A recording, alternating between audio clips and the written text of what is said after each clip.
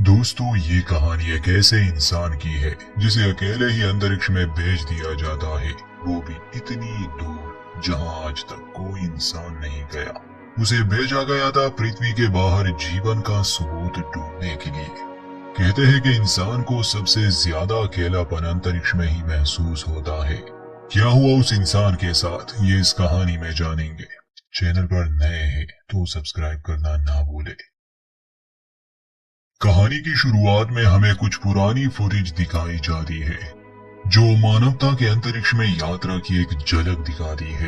एक आवाज जो ये कह रही है कि दूसरे ग्रहों पर भी जीवन होने की संभावना है और इंसान इन्हीं ग्रहों के जीव जंतुओं के खोज में लगा है। लेकिन अभी तक पृथ्वी के बाहर जीवन का कोई पुख्ता सबूत नहीं मिला।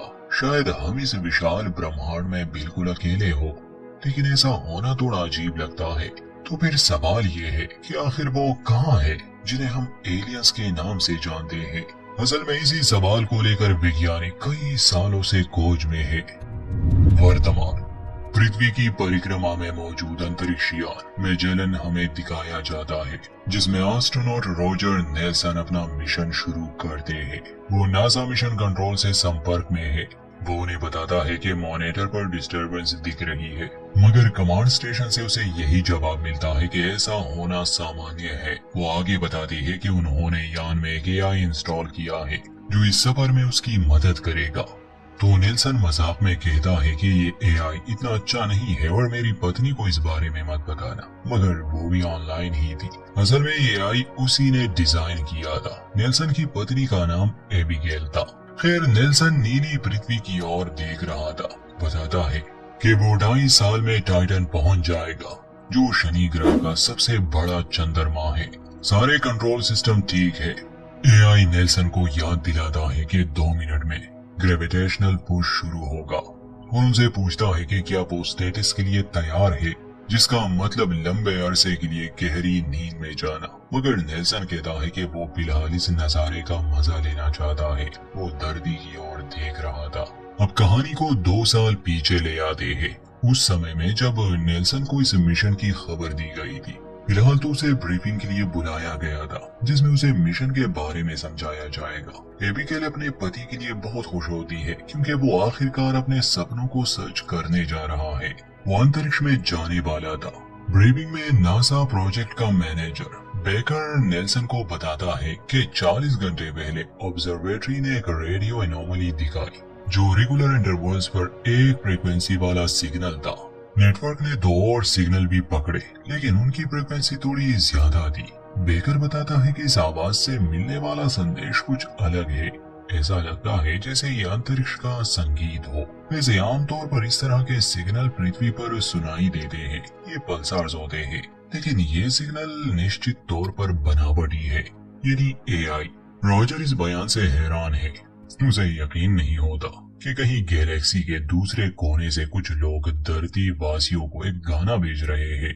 नेल्सन को तो कुछ खास समझ नहीं आ रहा था और बेकर ये दावा करता है कि ये किसी और तारा मंडल से नहीं बल्कि हमारे अपने ही सौर मंडल से आ रहा है। पहला सिग्नल टाइटन से आया, दूसरा शनि ग्रह के चंद्रमा से और तीसरा छोटे ग्रह आइरिस से। ये बहुत ही हैरान करने वाली बात थी। अब नासा नेल्सन को अंतरिक्ष में भेजने के लिए तैयार है ताकि पता लग सके कि धरती ने क्यों अचानक से अलग अलग जगहों से सिग्नल डिटेक्ट किए और अभी ही क्यों। आज से पहले ये सुनाई क्यों नहीं दिए। नेल्सन पूछता है कि इस मिशन के लिए तो आप प्रोब भी भेज सकते हैं, जिस पर डायरेक्टर उसे बताता है कि हम किसी मशीन पर भरोसा नहीं कर सकते। ये मानव इतिहास में सबसे बड़ी खोज होगी। हमें कोई इंसान ही भेजना होगा जो इस मिशन को पूरा करे। नेल्सन का मिशन ये है कि वो इन जगहों पर जाएगा, सिग्नल कहां से आ रहे हैं इसका पता लगाएगा और जो भी सैंपल मिले उसे जमा करे, क्योंकि ये सिग्नल ट्रांसमिट हो रहे हैं तो जरूर वहां पर ट्रांसमीटर होंगे या फिर कुछ और नेल्सन वो पहला इंसान है जो एलियंस के संपर्क में आ सकता है। लेकिन यूएस को जल्दी करनी होगी क्योंकि चाइना इस प्रोजेक्ट को चुराने की पूरी कोशिश कर रहे हैं। नेल्सन को इस बात की चिंता थी कि क्या उनके पास इस सफर के लिए इतना हाईटेक स्पेसशिप मौजूद भी है। तो बेकर बताता है कि एक आइडियल स्पेसशिप बनाने में उन्हें 8 साल का वक्त लग जाएगा। लेकिन अब हालात को मद्देनजर रखते हुए वो 2 सालों में ही पूरा हो जाएगा, जो उतना परफेक्ट तो नहीं होगा मगर इससे वो चाइना को जरूर पीछे छोड़ देंगे। नेल्सन पूरी तरह से इस सब के लिए तैयार था, चाहे खतरा जितना भी हो। उसकी पत्नी को मनाना थोड़ा मुश्किल है, मगर नेल्सन यकीन दिलाता है कि मैं संभाल लूंगा। बेकर उसे बताता है कि उसे 10 साल अंतरिक्ष के नाम करने होंगे, यानी इस मिशन में पूरे 10 साल लगने वाले थे। लीडर जानते हैं कि ये फैसला बहुत मुश्किल है, 10 साल तक अंतरिक्ष में रहना, अपने परिवार से दूर, हर इंसान से दूर, बिल्कुल अकेले। इसलिए वो नेल्सन को चुनने का मौका देते हैं कि वो चाहे तो इस मिशन से पीछे हट सकता है, लेकिन वो इस काम को चुनता है और वो हर टेस्ट के लिए तैयार था। एबिगेल को जब इस बारे में पता चलता है तो वो उसके फैसले से खुश बिल्कुल नहीं थी। उसे लगा था कि शायद ये 2-3 महीने या ज्यादा से ज्यादा 1 साल का मिशन होगा, मगर 10 साल एक लंबा अरसा होता है और मुमकिन है इस सफर में वो वापस लौट के ही ना आए। नेल्सन कहता है कि तुमने हमेशा कहा है कि मैं अपनी दिल की सुनूं और मेरा दिल यही चाहता है। खैर, काफी समझाने और मनाने के बाद एबिगेल समझ जाती है कि उसके पति के लिए ये मिशन कितना अहम है, ये उसका सपना है। इसलिए अंत में वो मान ही जाती है और कहती है कि मैं लौटने तक तुम्हारा इंतजार करूंगी। कहानी प्रेजेंट में आती है, जहां नेल्सन के मिशन का पहला दिन है। वो गहरी नींद के लिए तैयार था। वो एक खास कैप्सूल में लेट जाता है, जिसमें वो 18 महीने तक रहेगा। वो अपनी पत्नी को एक संदेश भेजता है और अब कहानी में 18 महीने गुजर जाते हैं। नेल्सन गहरी नींद से जागता है। इस शिप पर एक एआई था। जागने पर वो उसका वेलकम करता है। उसका काम था नेल्सन को गाइड करना। नेल्सन उससे पूछता है कि नींद के दौरान यान पर क्या क्या हुआ था। एआई उसे सारी जानकारी देता है। वो नेल्सन को बताता है कि वो 2 दिनों में शनि ग्रह के करीब से गुजरेंगे, लेकिन अभी तक वो प्रोब से मिले हुए डेटा को प्रोसेस कर रहा है।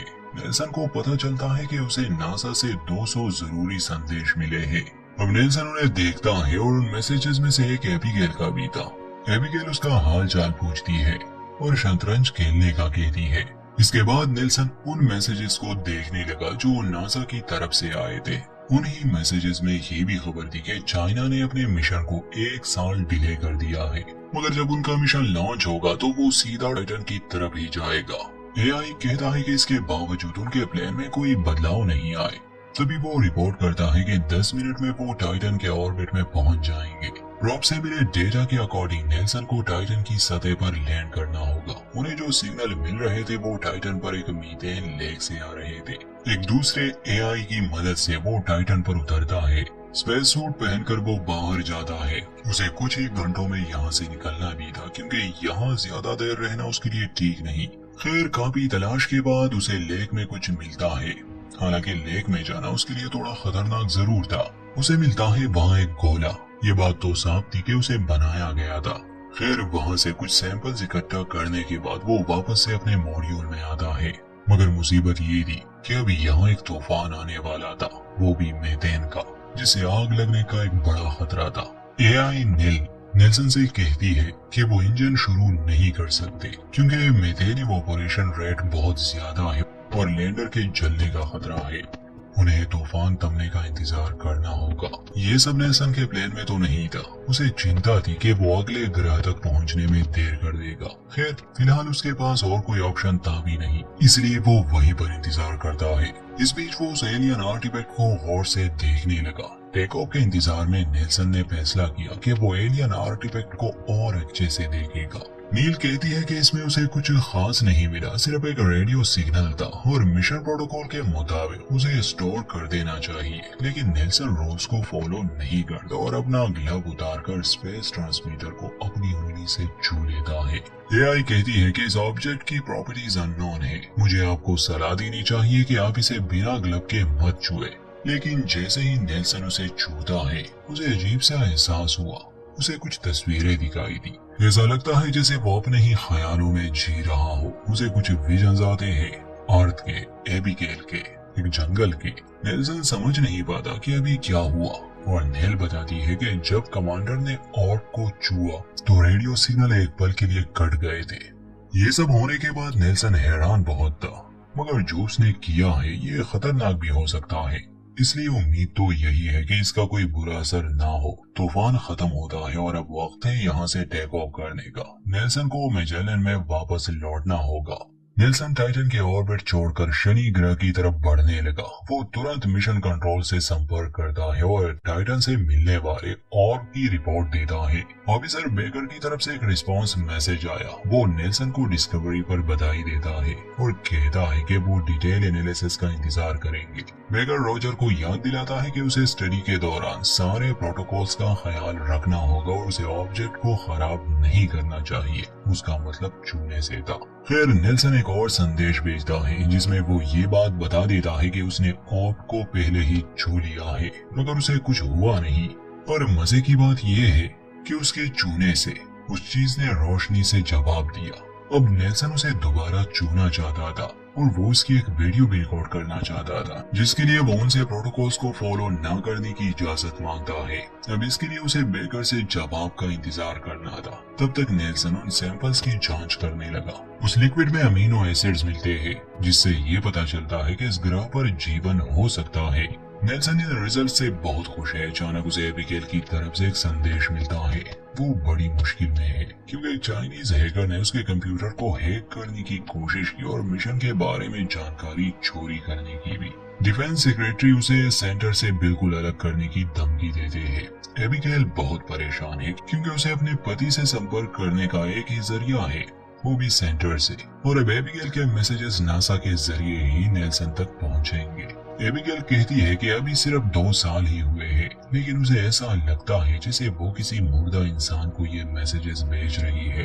नेल्सन अपनी पत्नी के लिए एक रिस्पांस मैसेज रिकॉर्ड करता है जिसमें वो उसे हौसला देता है कि वो अभी मरा नहीं है, वो लौट के आएगा। एक बार फिर से नेल्सन को गहरी नींद में जाना था क्योंकि अपनी मंजिल पर पहुंचने में उसे 32 महीने लगने वाले थे।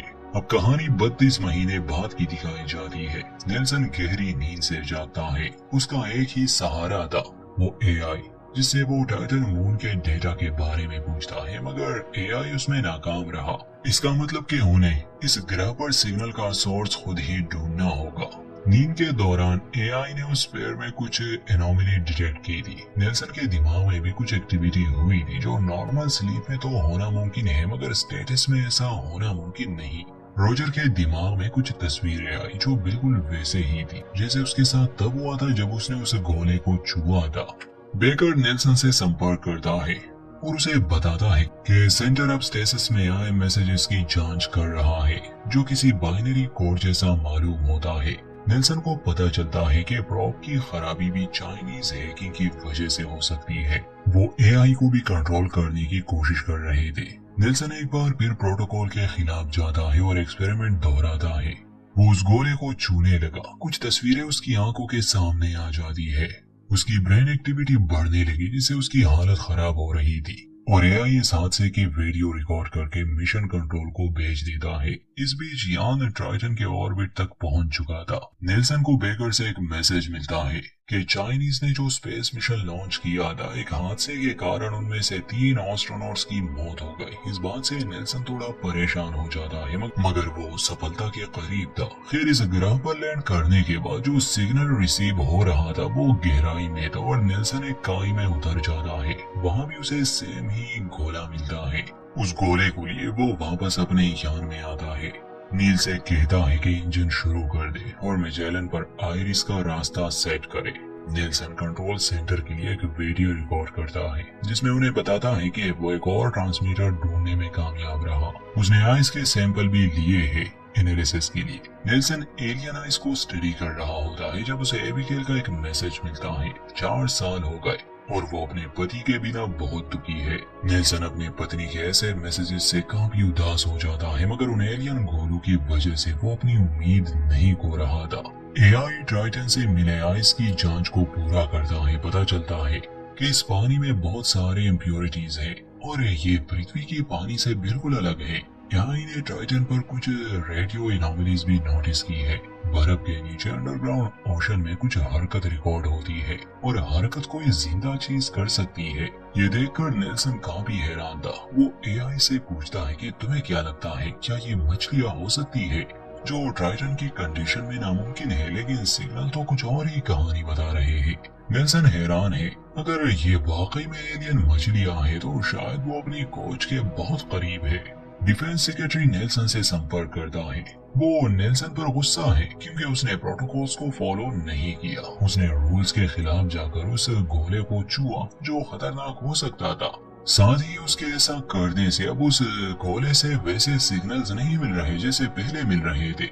वो बताते हैं कि अब वही नेल्सन के साथ कम्युनिकेट करेंगे और अब सिविलियंस खासकर एबिगेल को मैसेजेस भेजना मना है। मिनिस्टर वो भी ऑर्डर देता है कि ट्रांसमीटर से दूर रहे जब तक उनके नेचर के बारे में कुछ सही से मालूम ना हो, क्योंकि ये बहुत खतरनाक हो सकते हैं। लेकिन पता नहीं क्यों नेल्सन उन गोलों की तरफ आकर्षित हो रहा था। वो उन्हें फिर से छू लेता है, लेकिन इस बार एक साथ। वो अपने ही यादों में चला गया। कुछ महीने बाद नेल्सन सफलता से आयरिस ग्रह पर लैंड होता है और वहाँ पर उसे तीसरा गोला भी मिल जाता है, लेकिन वो पहले दोनों से अलग था। ये एक अजीब से लिक्विड से ढका था और शायद ये उन एलियंस का सबूत हो सकता है। शायद उनका डीएनए। ग्रह के सतह से जरूरी सैंपल्स लेकर रोजर वापस से अपने लैंडर में आता है। तभी डॉकिंग मॉड्यूल और शिप में कुछ टेक्निकल इशू आ जाती है। हालांकि एआई इस बात से इनकार कर रहा था, इसलिए नेल्सन उसे सिस्टम को रीबूट के आदेश देता है। चाइनीज अब इस मिशन को नाकाम बनाना चाहते थे हैक करके, मगर नेल्सन काफी सावधान रहता है। खैर, शिप पर वापस आने के बाद वो उस लिक्विड की जांच करने लगा। एआई टेस्ट को प्रोसेस करने में सफल रहा। वो बताता है कि सैंपल में अननोन डीएनए पाया गया है। नेल्सन इतनी बड़ी खबर के लिए तैयार नहीं था। वो खुश भी था कि अंतरिक्ष में डीएनए मिलने का मतलब है जीवन। उसे यकीन नहीं आता कि ये खोज उसकी है। वो तुरंत मिशन कंट्रोल और एबिगेल को रेडियो मैसेज भेजता है और उन्हें ये खबर सुनाता है। कहता है कि रिसर्च अभी पूरी तरह से नहीं हुई, लेकिन ये पहले से ही क्लियर है कि सबसे बड़ी खोज हो चुकी है। अब वो पक्का जानते हैं कि अंतरिक्ष में जीवन है, वो अकेले नहीं है। नेल्सन मिनिस्टर स्टुअर्ट को एआई हैक करने के बारे में इन्फॉर्म करता है और उसे कहता है कि वो डिफेंस सिस्टम को चेक करे। जब तक वो पूरी तरह से सिस्टम को चेक नहीं कर लेते, तब तक यान को खुद नेल्सन कंट्रोल करेगा। 4 घंटे बीत जाते हैं। नेल्सन को कोई जवाब नहीं मिलता। इस बार वो कंटेनर से तीनों के तीनों ट्रांसमीटर को बाहर निकालता है और उसे एक दूसरे के पास रख देता है और एक बार फिर वो उन तीनों को छूता है। इस बार ये सब शिप के पावर पर भी असर करती है और नेल्सन को अजीब महसूस होने लगा। फिर आवाजें आने लगी। एआई बताता है कि ये एक साथ कई लाख सिग्नल्स हैं और मैं सभी को रीड नहीं कर सकता। ये यूनिवर्स के अलग अलग जगहों से मिल रहे हैं। हैरत की बात ये है कि इन सिग्नल्स ने स्पेसशिप के कम्युनिकेशन सिस्टम से संपर्क बना लिया है। एआई सिग्नल सोर्सेस के बारे में इंफॉर्मेशन दिखाती है। ये सिग्नल एक साथ ट्रांसमिट किए जा रहे थे, लेकिन ये कहना मुश्किल है कि ये सिग्नल इसी वक्त कोई भेज रहा है या फिर ये पास्ट में भेजे गए हैं और इन्हें अब मिल रहे हैं। एआई बताता है कि सिग्नल को अगर नंबर्स में देखा जाए तो इससे वो यूनिवर्स की एज सीक्वेंस तक मालूम कर सकते हैं। मगर अर्थ पर टाइम के जिस हिस्से को हम सीक्वेंस मानते हैं, जरूरी नहीं कि यूनिवर्स में भी सीक्वेंस वही हो। लेकिन अगर ये सिग्नल जो उन्हें मिल रहे हैं ये इंसानों के सिग्नल जैसे हुए, तो इसका मतलब ये है कि पूरे यूनिवर्स में सीक्वेंस ही वक्त का सबसे छोटा हिस्सा है। मुझे नहीं लगता ये सिग्नल इसी समय कोई भेज रहा है। शायद ये प्री रिकॉर्डेड सिग्नल्स है, क्योंकि इन सिग्नल्स को यूनिवर्स में ट्रेवल करने के लिए बहुत समय लगता है। नेल्सन कहता है कि अगर एलियंस क्वांटम फिजिक्स का इस्तेमाल कर रहे हो तो ये पॉसिबल है कि वो इसी समय हमसे कम्युनिकेट करने की कोशिश कर रहे हैं। एआई और जांच करता है जिससे ये पता चलता है कि सभी डीएनए कोड में है, यानी कि वो डीएनए कोड्स के द्वारा इनसे कम्युनिकेट कर रहे हैं, जो इस बात का साफ साफ सबूत है कि एलियन इन कोड्स के जरिए अपने वजूद का बताना चाहते हैं। नेल्सन अपनी इस कामयाबी पर बहुत खुश है। उसे यकीन नहीं आ रहा था। अचानक एआई को एक और सिग्नल मिलता है। ये ओट क्लाउड से आता है और ये उन जगहों में से है जहां आज तक इंसान जाने की सोच भी नहीं सकता। एआई बताता है कि अगर मैजेलन ठीक से काम करता रहे तो उन्हें वहां पहुंचने में 38 साल लगेंगे। यहाँ नेल्सन एक बहुत बड़ा फैसला लेता है। हालांकि इसका मिशन यहाँ खत्म हो चुका है, अब उसे वापस पृथ्वी पर जाना था, लेकिन वो फैसला करता है कि वो इस सब की खोज करेगा। वो अपना बलिदान देने के लिए तैयार है। नेल्सन एबिगेल के लिए एक वीडियो मैसेज रिकॉर्ड करता है जिसमें वो उसे समझाता है कि वो क्यों और क्लाउड की तरफ सफर करना चाहता है। वो कहता है कि इंसान सदियों से जिसकी खोज में है वो मुझे बुला रहे हैं और मुझे जवाब देना होगा। मुझे यकीन है कि इंसान के हर सवाल का जवाब मुझे वहाँ मिल सकता है, इसलिए मैंने अपना रास्ता चुन लिया। मुझे मालूम है ये मतलबी सा लगता है, मगर मेरा इंतजार मत करना। मैं तुम्हें हर रिश्ते से आजाद करता हूँ। अपनी जिंदगी जियो अच्छे से।